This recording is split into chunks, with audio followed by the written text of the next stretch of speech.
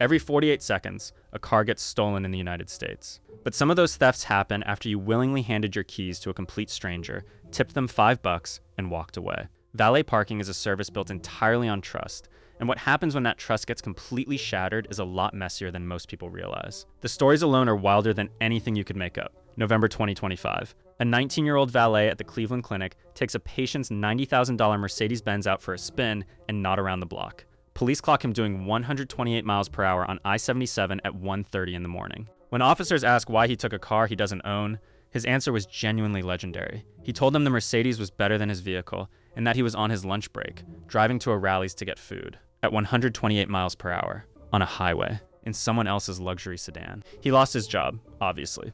But the real question is, who covers the damage and depreciation on that car? And that's not even the worst one. In Birmingham, Alabama, a man drops off his 2023 Chevrolet Corvette Stingray at the airport valet and comes back feeling like something was off. So he checks his dashcam footage, and sure enough, the valet had taken that Corvette on a joyride the moment it left his hands. The car's own cameras caught everything. The driver pushing the engine past 6,000 RPM in just 4 miles, and a phone conversation where he admits to joyriding other customer cars too. The company's response, after weeks of back and forth, was an email stating they'd take no action since no damage was done to the vehicle. No damage. The guy redlined someone else's Corvette, and the company shrugged it off. Then there's the Beverly Hills incident. A customer is standing outside a 5-star restaurant when his own $500,000 Lamborghini Aventador S Roadster flies past him on the street. Top off, windows down, with the valet behind the wheel grinning. He recognized it immediately because it was a completely unique spec, one of a kind.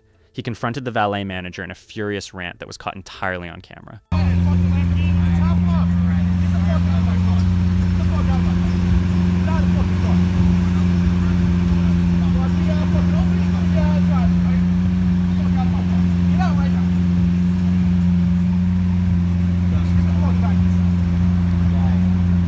Those were joyrides. When you get into actual theft, it gets worse. In San Antonio, a man is suing a valet company after his $108,000 GMC truck was stolen while in their care. The truck turned up later that evening, but the insurance company called it a total loss. He's now seeking up to $1 million in damages, citing fraud, breach of contract, negligence, and a violation of Texas's Deceptive Trade Practices Act. And then there's the scheme that sounds like it was ripped straight from a heist film. A hotel valet employee was literally renting out customer cars to his friends. He'd walk into the garage, pick a vehicle, hand over the keys, and charge a fee.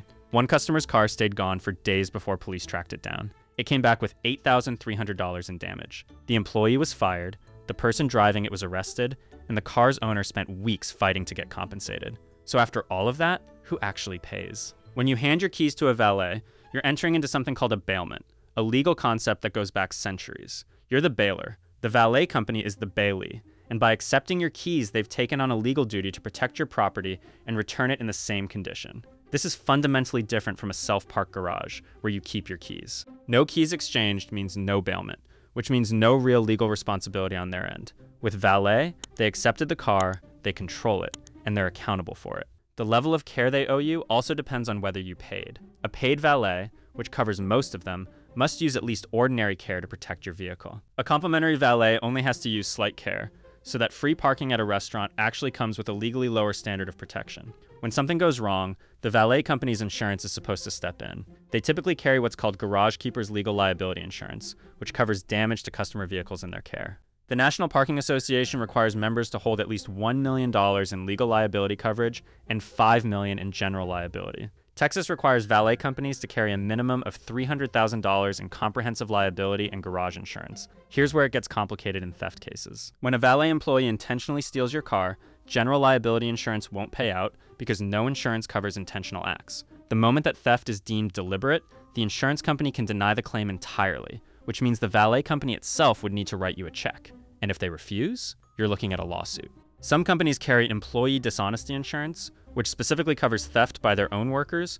but plenty don't. Proving that a specific employee stole your vehicle or your belongings can be genuinely difficult to establish. What about that disclaimer on the back of your valet ticket, the one claiming they're not responsible for theft, loss, or damage? Courts throw those out all the time. They're often ruled unconscionable, meaning so one-sided that a judge simply won't enforce them.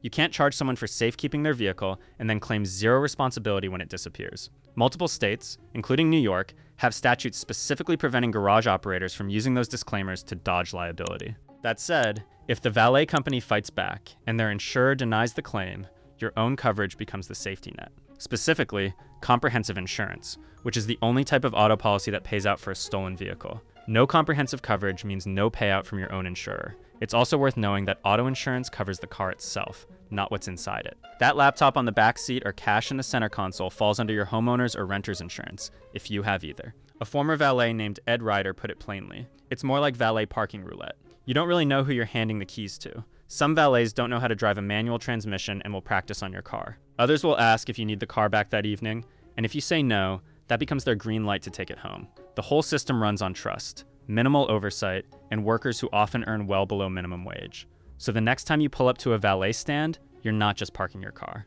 You're entering a legal agreement with a stranger, and if something goes sideways, who pays depends entirely on what kind of insurance everyone carries, whether the act was intentional, and how well you documented everything beforehand. Choose carefully.